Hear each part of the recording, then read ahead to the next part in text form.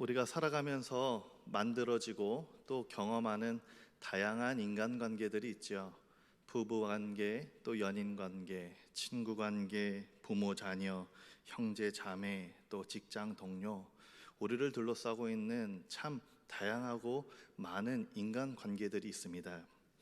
그 관계가 무엇이냐에 따라서 그 상대방에 대한 나의 말과 행동이 바뀌기도 하고 관점이나 태도를 결정하기도 합니다. 예를 들어서 어떤 남녀가 있습니다. 이 어떤 남녀를 제가 조금 더 구체적으로 설정을 해보겠습니다. 아주 오랫동안 알고 지낸 친한 누나와 남자 동생으로 설정을 해보겠습니다. 친한 누나와 남자 동생, 오래 알고 지낸 이 관계. 그래서 밥도 자주 먹고 또 차도 한잔하고 어떨 때는 영화도 보러 다닙니다. 그러다가 보니까 어느 순간 이성적인 호감이 생겨서 사귀기로 합니다. 연인으로 이제 발전했다라는 것이죠. 이 관계가 친한 누나 동생에서 연인으로 그 관계의 정의가 바뀌는 순간 서로를 부르는 호칭도 달라지게 됩니다. 가요 중에 누나를 좋아하는 연하남들의 영원한 18번 곡이 있습니다.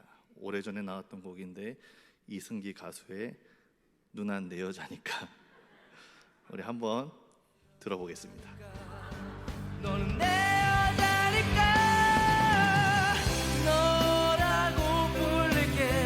뭐라고 하든지 남자로 느끼도록 화가 나줄게. 네, 여기까지입니다. 네, 뭐 이제 사귀고 나니까 누나한테 허락도 받지 않고 갑자기 너라고 부른다고 그러죠. 이 노래 들으시면서 몇 분 집사님들 얼굴을 보니까 옛날에 그 연하남을 생각하시는 분들이 좀 계시는 것 같습니다. 네, 뭐 이 부르는 호칭만 바뀌겠습니까? 이제는 호칭을 넘어서서 서로 애칭도 생기게 되겠지요. 핸드폰에 저장되어 있는 이름도 바뀌게 될 것입니다. 이전에 그냥 만나서 차 마시고 밥 먹고 영화 보던 것이 데이트라고 하는 타이틀이 붙어서 친해지게 되겠죠. 손도 잡아보기도 하고 안아보기도 할 것입니다. 상대를 향한 말과 행동 모든 것이 바뀌게 되었습니다. 왜 그렇습니까? 그 관계가 바뀌었기 때문입니다. 그 관계가 그냥 친한 누나 동생이 아니라 연인으로 정의되기 시작했기 때문에 모든 것이 바뀌게 되었다라는 것이죠. 한 가지 더 다른 예를 들어보겠습니다.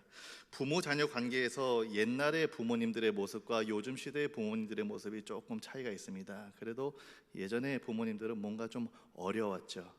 또 근엄하시기도 하고 또 부모님에 대한 그 권위가 살아있던 시절에는 참 쉽지 않은 그런 어렵기도 하고 가깝기도 하지만 또 어려운 분이 또 부모님이셨습니다. 근데 요즘 인기 있는 부모님들은 친구 같은 부모님입니다. 자녀들의 눈높이에 맞춰서 얘기해주고 공감해주고 이해해주고, 그렇다고 친구 같은 부모님이라고 해서 이 자녀가 어느 한 날 갑자기 야 라고 부를 수 있습니까? 아니죠. 그렇다고 해서 부모님을 존중하지 않는 말과 행동을 해도 된다는 의미는 아닙니다. 친구 같다라는 말이지 친구는 아닌 것이죠. 부모는 부모고 자녀는 자녀인 것입니다. 지켜야 할 말과 행동과 자세가 있는 것입니다. 왜 그렇습니까?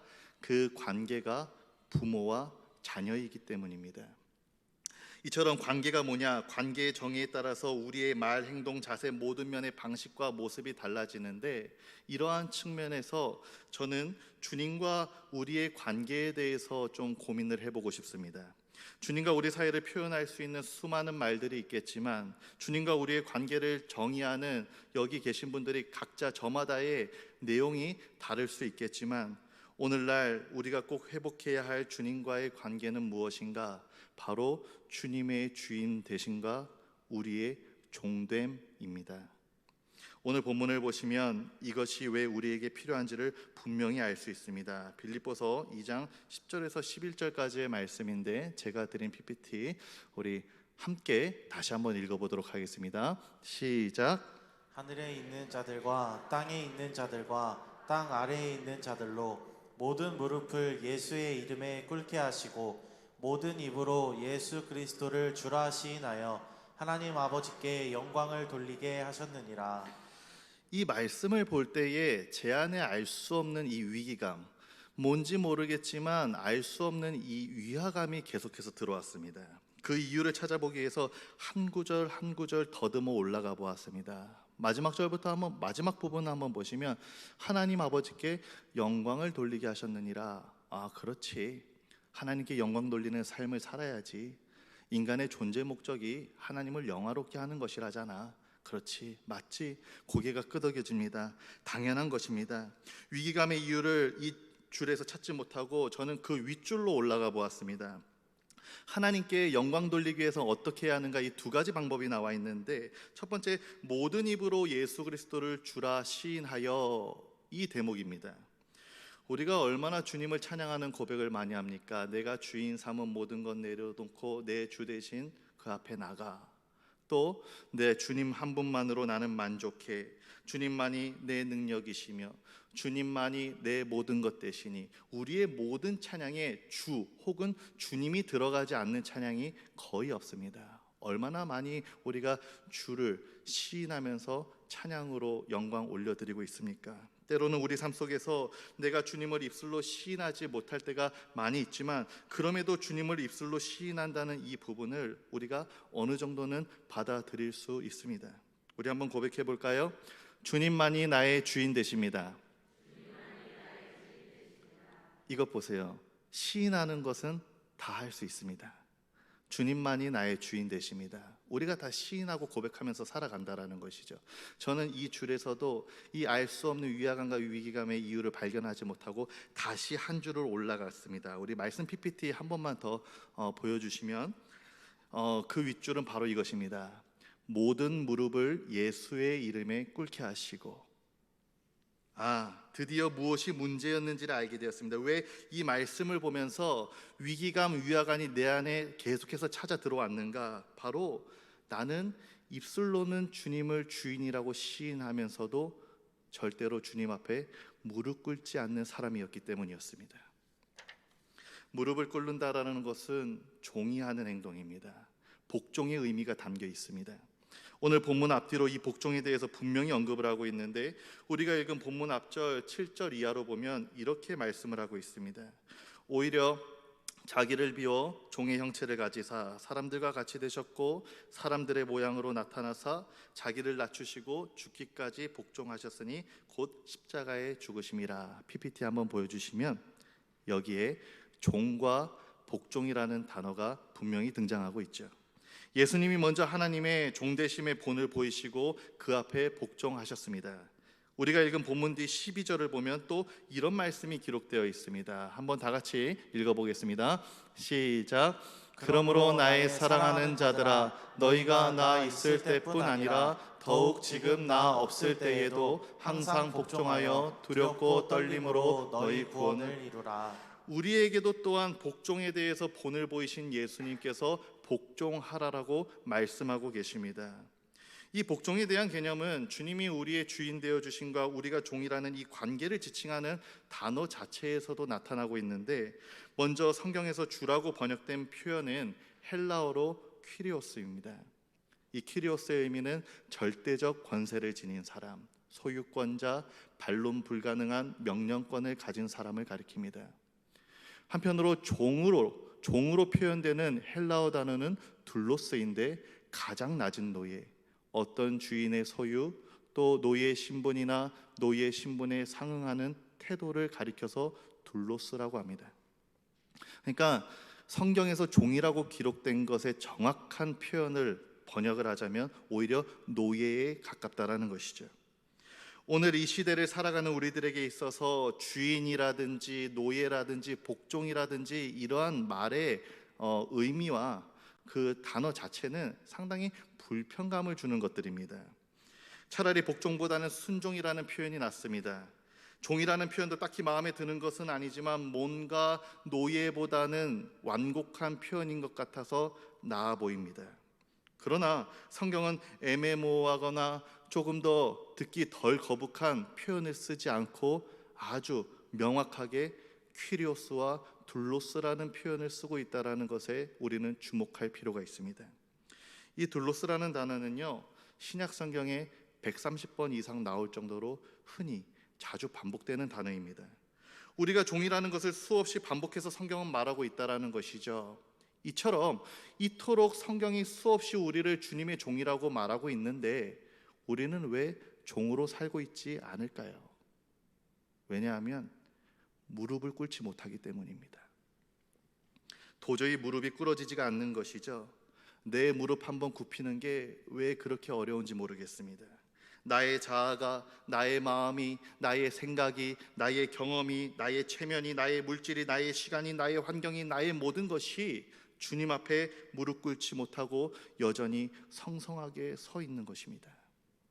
세상이나 돈이나 내가 좋아하고 추구하는 것 앞에서는 무릎 꿇기가 왜 그리도 쉬운지, 그것들 앞에서는 누가 시키지 않아도 자발적으로 종이 되기를 주저하지 않으면서도 주님 앞에 종이 되는 것에는 왜 그렇게 주저하게 되는지, 머뭇거리게 되는지, 또 다시 한번 고민하게 되는지 도무지 알 길이 없습니다.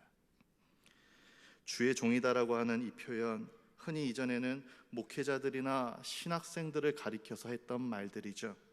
그러나 목회자만 주의 종입니까? 아닙니다. 우리 모두가 주님의 종입니다. 혹시 목회자만 주의 종이라고 치부해버리고 내가 종이 되는 것, 내가 주의 종으로 사는 것에 대해서 외면하며 살아오진 않았습니까? 하도 교회에서 주님과 인격적으로 만나야 한다, 주님과 인격적 관계를 강조하다 보니까 뭔가 주인과 종이라고 하는 이 관계 설정은 비인격적이라고 여겨져서 나도 모르게 나의 종됨과 주님의 주인 되심, 그것을 간과하면서 살아온 것은 아닙니까? 주님 앞에 무릎 꿇지 못하는 나 자신을 보면서 얼마나 오늘 우리에게 우리의 주님이 주인 되심과 나의 종됨에 대한 고백, 그리고 종으로서의 삶의 회복이 필요한지 모릅니다. 사실 나는 주님의 종이라는 것이 절대로 비인격적이거나 비합리적인 것이 아닙니다. 종, 노예의 근본적인 특징들은 우리 구원의 특징이기도 합니다. 제가 한번 비교해서 얘기를 해보겠습니다. 노예는 주인의 선택을 받습니다. 그리고 주인은 그 노예를 돈을 지불해서 사게 되죠. 그 순간 노예는 그 주인의 소유가 됩니다. 소유가 된 뒤에는 주인의 뜻 아래에 철저히 복종하고 그 뜻을 따르는 삶을 살게 되죠. 삶의 모든 면에 자기의 의지가 중요한 것이 아니라, 자기가 어떻게 무엇을 할 수 있는 것이 아니라 전적으로 주인에게 의존하며 살아가는 것이 이 노예와 종들의 삶의 모습이죠. 그리고 궁극적으로 이 주인의 평가를 받게 됩니다. 이 종으로서 주인의 말을 잘 들었는지, 성실하게 그 삶을 살았는지, 그 시킨 지시를 잘 이행했는지, 이 평가에 따라서 상을 받기도 하고 형벌을 받기도 하고, 이것이 바로 노예 종의 본질적인 요소들인데, 마치 이것을 가만히 뜯어보면은 우리의 구원의 특징과 많이 닮아 있습니다. 하나님이 우리를 선택하셨습니다. 예수 그리스도의 피로 그 값을 지불하셔서 우리를 사신 바 되셨습니다. 우리는 그분의 소유가 되었습니다. 우리는 하나님의 뜻 아래에 있는 자들입니다. 그리고 우리가 이 땅에서의 삶의 것들을 통하여 하나님께 평가를 받게 되고 언젠가는 상이나 징계의 심판대 앞에 서게 되는 것이죠. 우리는 주님의 소유가 되고 종이 됨을 통하여 구원을 얻은 자라는 말입니다. 이럼에도 여전히 주님의 종이 되는 것, 우리를 구원으로 이끄는 이 종됨의 진리를 거부하면서 살아가시겠습니까? 사랑하는 성도님들, 주님 외에 너무나 많은 것들이 주인 노릇하는 이 세상 가운데에서 오늘 우리가 진정으로 회복해야 할 것은 주님의 주인 되심과 나의 종됨입니다. 우리가 회복해야 될 참된 고백은 우리가 주님의 종이라는 것이죠. 우리의 모든 것이 주님 앞에 무릎 꿇어질 수 있기를 바랍니다. 특별히 오늘 사역반을 수료하시는 분들, 수료를 앞두고 주님의 주인 되심과 나의 종됨이라고 하는 이 말씀, 이 고백을 깊이 생각하시는 가운데에 내가 주님의 주인 되심을 고백하며 주님의 종으로 살겠다라는 결단이 있으시기를 간절히 소망합니다. 오늘 이 자리에 있는 우리 모두의 삶이 주 앞에 무릎 꿇고 주라 시인하는 삶이 되어 항상 하나님께 영광 돌려드릴 수 있는 모두의 삶 될 수 있기를 주님의 이름으로 간절히 소망합니다. 기도하겠습니다.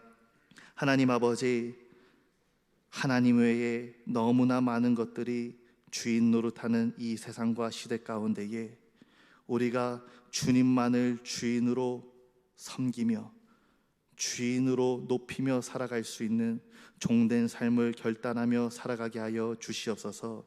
때로는 그 종의 삶은 고달프고 힘들지만 그 종의 삶을 통해 우리에게 구원이 임하여졌음을 믿고 주님의 종되기를 자처하며 살아가는 믿음의 교우들 다 될 수 있도록 인도하여 주시옵소서. 예수님 이름으로 기도드리옵나이다. 아멘.